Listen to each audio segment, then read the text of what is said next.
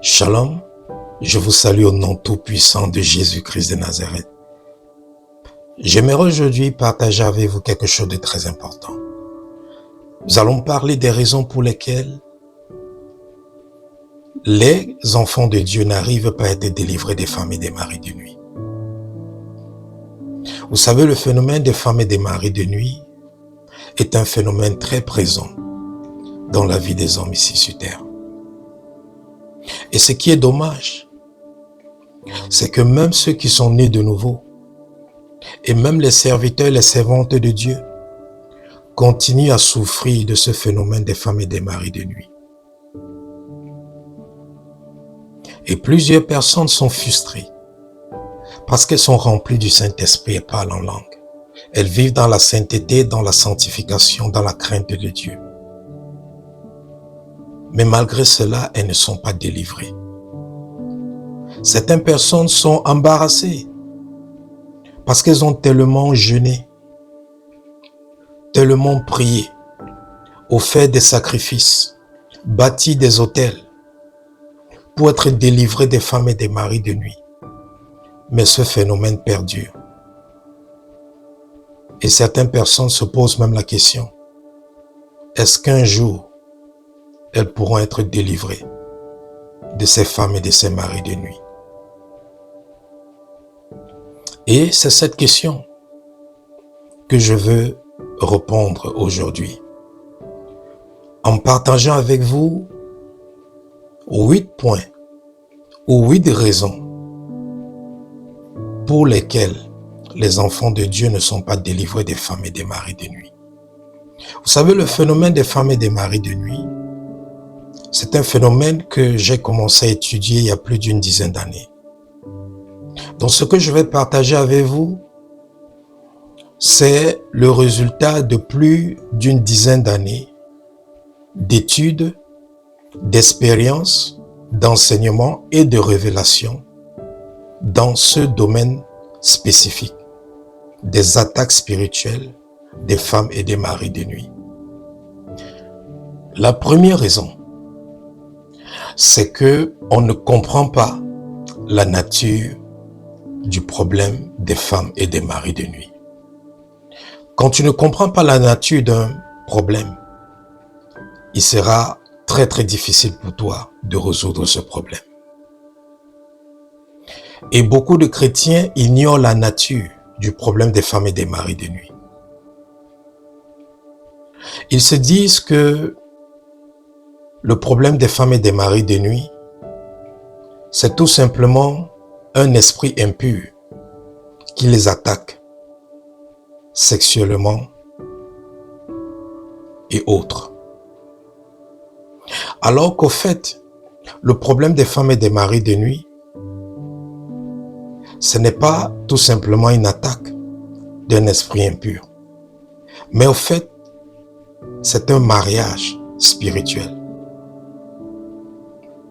Le problème des femmes de nuit, c'est un mariage spirituel et non pas un esprit impur. Vous savez, lorsqu'on a une simple attaque spirituelle, pour répondre à cette attaque ou pour répliquer face à cette attaque, on se focalise sur l'adversaire. Mais lorsque tu as le problème des femmes et des maris de nuit, tu ne peux pas te focaliser sur l'adversaire, mais tu dois plutôt te focaliser sur le mariage. Parce que le problème véritable ici, ce n'est pas l'esprit, ce n'est pas le conjoint spirituel, mais c'est le mariage spirituel. D'où vient la deuxième raison pour laquelle vous n'êtes pas délivré des femmes et des maris de nuit. La deuxième raison pour laquelle tu n'es pas délivré des femmes et des maris de nuit, c'est que lorsque tu pries contre ce phénomène, tu t'acharnes, tu te focalises à combattre ton conjoint spirituel. Tu te focalises à combattre ces femmes et ces maris de nuit. Alors que le problème véritable, ce n'est pas le conjoint spirituel. Mais le problème véritable, c'est le mariage spirituel. Tant que ce mariage spirituel subsiste, tu peux beau chasser les femmes et les maris de nuit. Mais ces femmes et maris de nuit vont revenir. Parce que le lien du mariage est toujours présent. Parce que le lien du mariage n'a pas encore été brisé. Ce qui fait que bien que l'esprit aurait été chassé de ta vie, il pourra toujours continuer à influencer ta vie à distance. Parce que même dans le commun des mortels ici, lorsqu'un homme et une femme sont mariés, ils peuvent avoir des disputes, ils peuvent avoir des problèmes. Et ils décident de se séparer. Bien qu'ils se soient séparés, ils restent toujours mariés. Tant que le mariage n'a pas été dissous, tant que le mariage n'a pas été annulé, tant que l'acte du mariage n'a pas été déchiré, bien qu'ils ne vivent plus ensemble, ils sont toujours mariés. Et l'homme a toujours des devoirs envers l'épouse et l'épouse a toujours des devoirs envers l'homme. Ils sont toujours liés par le lien du mariage, même devant la loi. Donc lorsque tu as des femmes et des maris de nuit, et tu passes seulement ton temps à chasser ces femmes et ces maris de nuit, ces femmes et ces maris de nuit vont te quitter parce qu'ils vont constater que tu pries beaucoup et il y a trop de feu. Ils vont fuir. Mais ce n'est pas parce qu'ils ont fui que ta vie va changer, que ta condition va changer. Parce que bien qu'ils soient hors de ta vie, au travers du lien du mariage qu'ils ont avec toi, ils peuvent continuer à influencer ta vie. Parce que lorsque tu es marié avec une personne, ou lorsque tu es marié avec un esprit, cet esprit ou cette personne a le droit de propriété sur toi. C'est pour ça que la Bible nous dit que le corps de la femme appartient à son mari et le corps du mari appartient à la femme.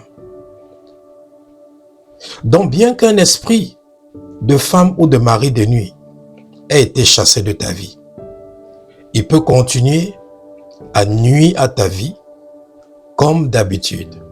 Il peut continuer à te maintenir dans tous les problèmes dans lesquels tu te trouvais lorsqu'il était présent.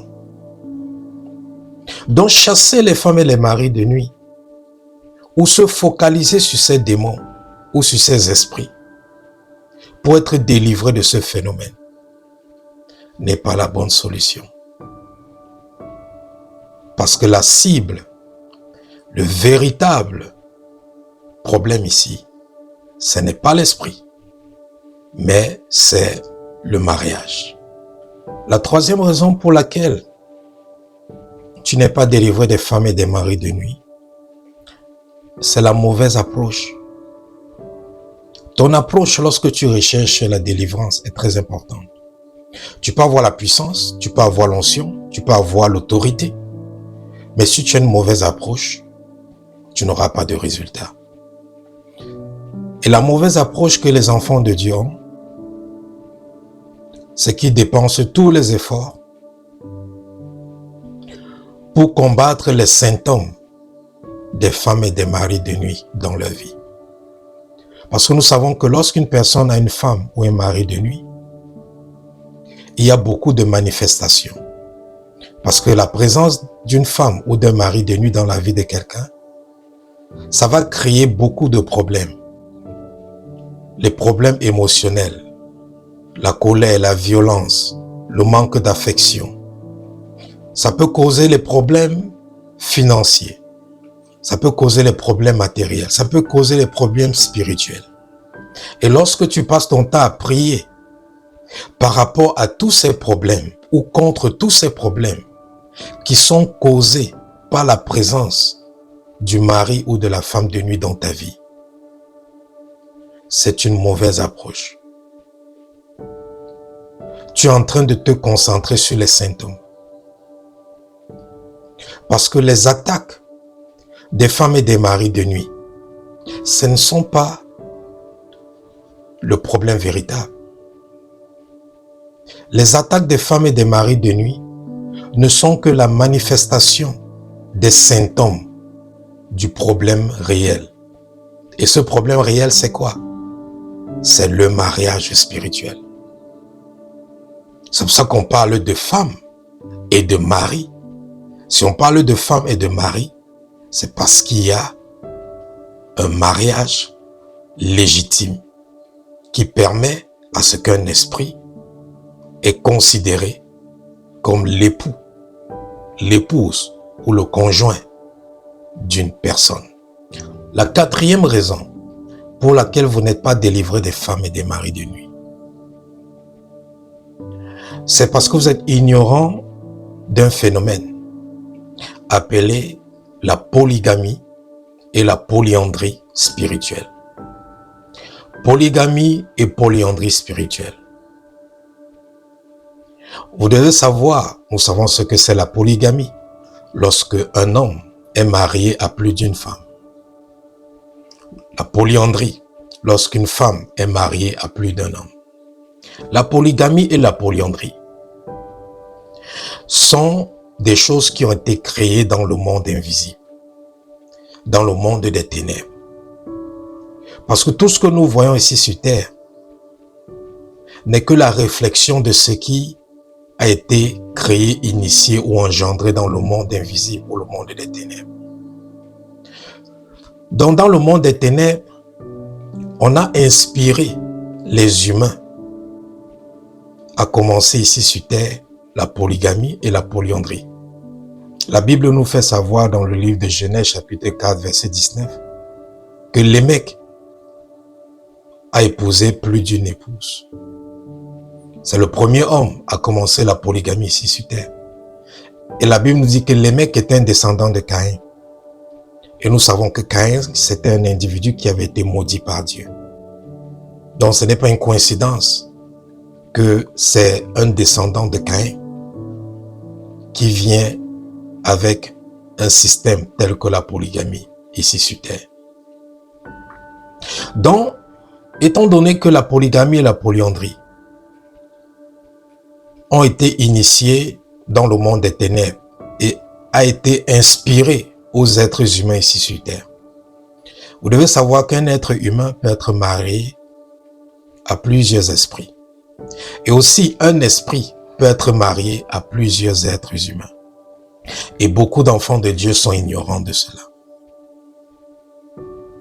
Il y a des enfants de Dieu qui sont mariés à 2, 3, 4, 5, 6, même 10 femmes de nuit ou maris de nuit. Ce qui fait que quand ces enfants de Dieu font la délivrance, peut-être ils sont délivrés d'un mari de nuit ou d'une femme de nuit. Mais ils vont constater que leur situation n'a pas changé. Ils vont constater qu'ils ont toujours des problèmes. Et ils vont se dire qu'ils n'ont pas été délivrés d'une femme ou d'un mari de nuit. Alors qu'au fait, ils ont réellement été délivrés. Mais ils sont dans l'ignorance que dans leur vie, il y avait plus d'un mari ou plus d'une épouse de nuit. Donc, un esprit peut être marié à plusieurs personnes. Un homme, un humain, peut être marié à plusieurs esprits. Donc, une des raisons pour laquelle tu n'es pas délivré des femmes et des maris de nuit, ça peut être le fait que tu ignores que tu as plusieurs femmes ou plusieurs maris de nuit dans ta vie. Et tant que tu ne divorces pas avec chaque mari de nuit, chaque femme de nuit, individuellement, ils vont toujours demeurer dans ta vie. Ils vont toujours continuer à affecter ta vie. La cinquième raison pour laquelle tu n'es pas délivré des femmes et des maris de nuit, c'est que tu ignores qui a établi ces mariages.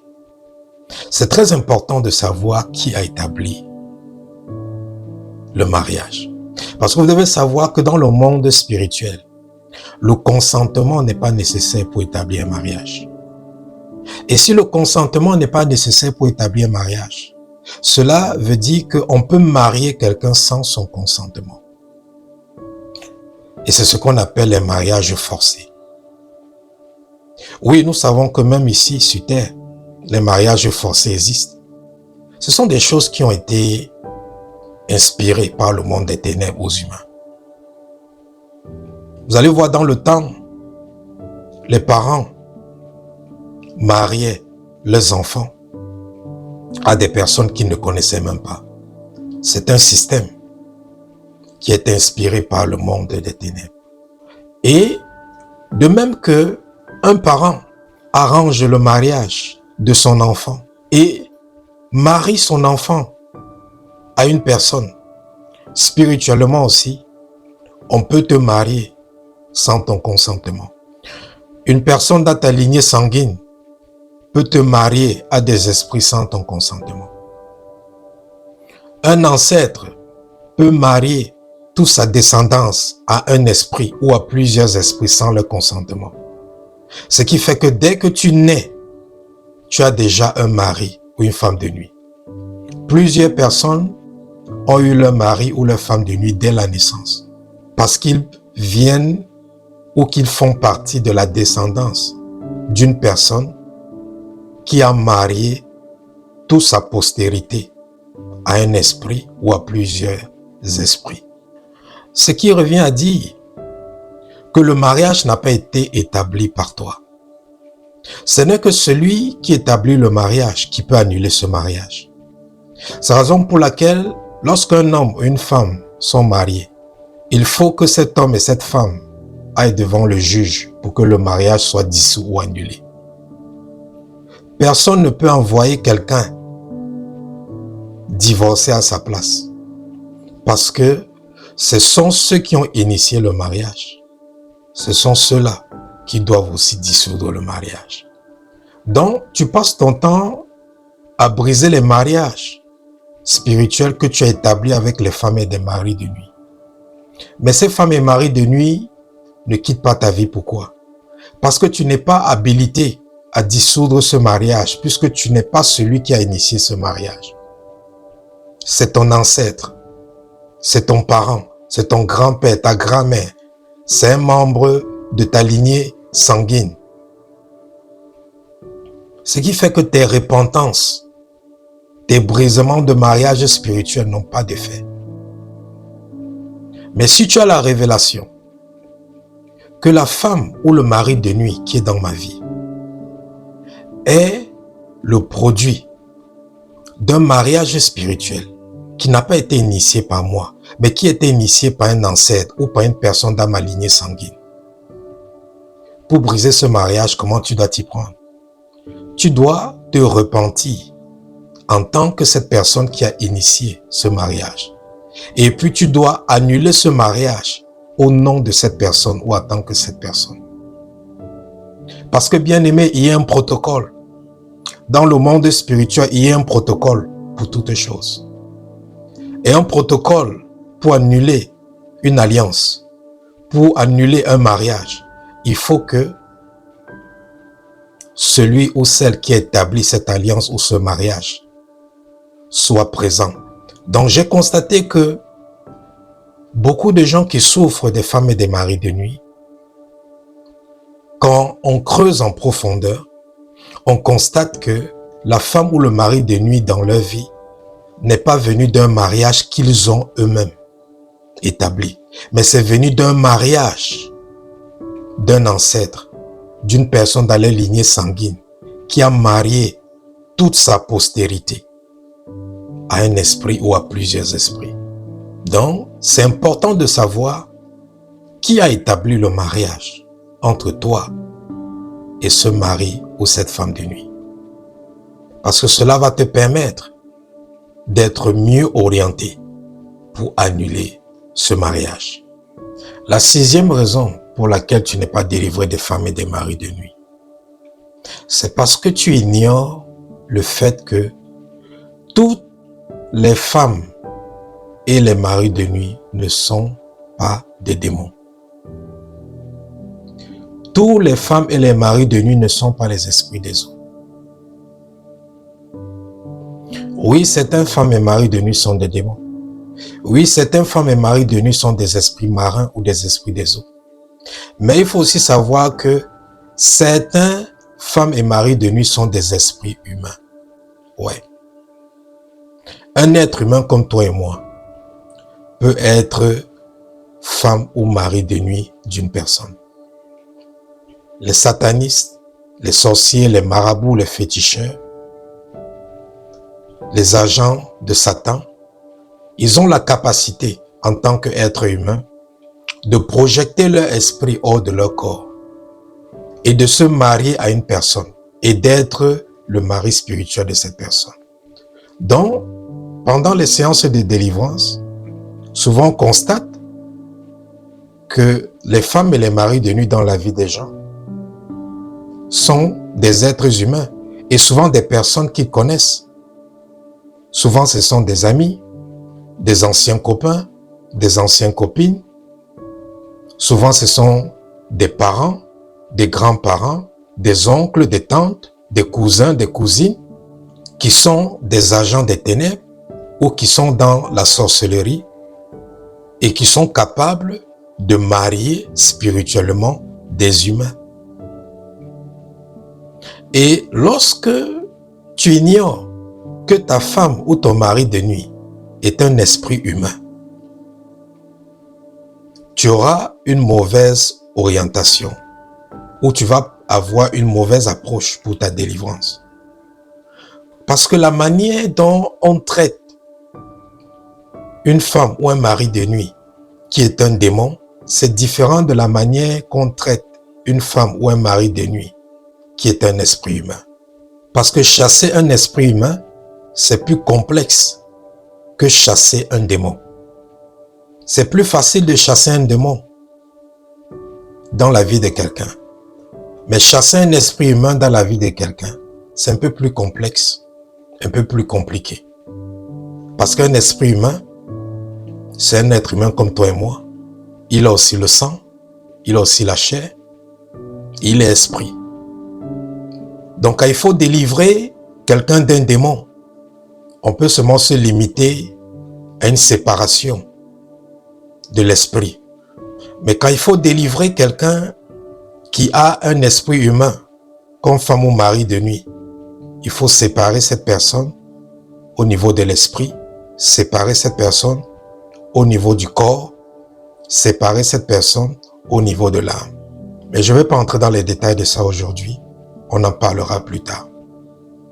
Donc il faut savoir que toutes les femmes et les maris de nuit ne sont pas les démons. Un membre de ta famille peut être ta femme ou ton mari de nuit. Il y avait une dame, elle avait constaté que toutes ses sœurs sont allées en mariage. Et toutes ses sœurs sont allées en mariage, mais elles ont toutes divorcé. Et comme cette dame était la dernière, elle a su que même si je vais en mariage, je vais aussi finir par divorcer comme mes sœurs. Et elle a décidé d'aller prier pour que cela ne l'arrive pas. Et en priant par rapport à cela, dans une église de délivrance et de combat spirituel, elle a eu une révélation. Et dans la révélation, elle a vu son père qui portait les sous-vêtements de toutes ses sœurs, ainsi que ses sous-vêtements. Elle a dit à son père, qu'est-ce que tu fais avec tous nos sous-vêtements? Et c'est là que l'Esprit de Dieu a fait comprendre à cette femme que vous tous, vous êtes spirituellement mariés à votre père. C'est pour ça que quel que soit l'endroit où vous allez aller vous marier, vous allez toujours divorcer. Parce que votre père est votre mari spirituel et légitime. Ce qui fait qu'après avoir reçu cette révélation, cette femme savait ce qu'elle devait faire pour se marier. Elle savait ce qu'elle devait faire pour être délivrée. Elle avait compris que le problème que ses sœurs et elle avaient, c'est qu'elles avaient un mari spirituel. Et leur mari spirituel, c'était qui? C'était leur père. Et sûrement ce qui est étrange, c'est que sûrement aucune d'elles n'ont rêvé un jour. Et ils ont vu leur père comme un mari spirituel dans leur vie, mais alors que leur père était un mari spirituel. Donc cela veut dire que quelqu'un peut être ton mari spirituel, mais tu ne le vois jamais dans tes rêves. Mais tu constates seulement que tu n'arrives pas à te marier. Tu constates seulement que tu n'arrives pas à avoir une relation stable. Tu constates seulement que même si tu te maries, tu n'es pas épanoui, tu n'es pas joyeux, tu n'es pas joyeuse, tu n'es jamais satisfait. Tu as toujours un manque d'affection. Pourquoi? Parce que tout ce qui concerne ta vie, tous tes désirs est porté vers qui? Est porté vers ton partenaire spirituel. La Bible dit que Dieu a maudit la femme en disant « Tous tes désirs se porteront vers l'homme ». C'est ce qui se passe spirituellement. Donc, beaucoup de personnes sont mariées à des esprits humains. Mon épouse et moi, nous avons prié pour une dame qui était tellement maladive et que ses parents l'ont amenée chez un marabout. Elle était toute jeune. Et le marabout a commencé à traiter cette dame. Étant jeune fille, elle a commencé à fuguer de la maison, à fuir la maison pour aller rester avec le marabout. Elle partait rester avec le marabout comme si elle était l'épouse du marabout. Ses parents ont tout fait pour l'empêcher d'aller avec le marabout. Elle dit qu'elle ne savait pas ce qui l'amenait à faire cela. Elle cherchait toujours à aller vivre avec le marabout. Imaginez-vous une jeune fille, une jeune collégien, au point où ses parents ont été obligés de lui faire voyager pour qu'elle aille dans un autre pays afin de la séparer de ce marabout. Vous imaginez? Parce que le marabout était devenu le mari spirituel de cette dame. Et parce qu'elle n'a pas été délivrée, elle a donné sa vie à Christ. Elle s'est mariée. Et elle a fini par divorcer. Pourquoi? Parce que elle est mariée à ce marabout. Elle est mariée à un esprit humain. Et tant que elle n'est pas délivrée de ce mariage, tant que ce mariage n'est pas dissous, ce marabout a toujours le droit de propriété sur elle. Combien d'entre vous ont visité les féticheurs? Combien d'entre vous ont visité les marabouts? Combien d'entre vous ont couché avec les féticheurs, les marabouts? Et vous ne savez pas qu'aujourd'hui, ils sont vos maris et femmes de nuit. Donc, c'est important de savoir que tous les femmes et les maris de nuit ne sont pas des démons. Souvent, ce sont des esprits humains. La septième raison pour laquelle tu n'es pas délivré des femmes et des maris de nuit, c'est parce que tu n'arrives pas à bien discerner tes expériences spirituelles. Bien-aimé, il faut discerner ces expériences spirituelles. Un esprit peut avoir un contact sexuel avec toi, mais ça ne veut pas dire automatiquement que c'est un homme ou une femme de nuit. Ça ne veut pas dire automatiquement que c'est un conjoint spirituel. Une personne peut regarder des images impures.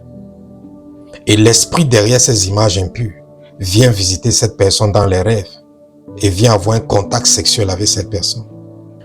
Ce qui fait que cet esprit est venu avoir un contact sexuel avec cette personne, pas parce qu'il y a un mariage, mais parce que une porte a été ouverte et cet esprit a profité de cette porte.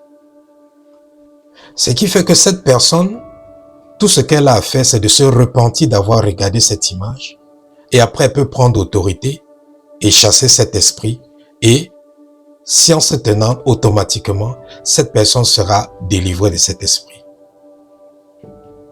Mais lorsque tu pries contre un tel esprit et que ça continue à persister, ça veut dire qu'il y a un mariage. Ça veut dire qu'il y a une alliance. Ça veut dire qu'il y a un lien. Donc par rapport à tout ce qu'on voit, tout ce qu'on écoute, tout ce qu'on touche, même tout ce qu'on mange, ça peut ouvrir des portes à des esprits de venir avoir des contacts sexuels avec nous. Mais on ne doit pas automatiquement en déduire qu'on a une femme ou un mari de nuit. Non.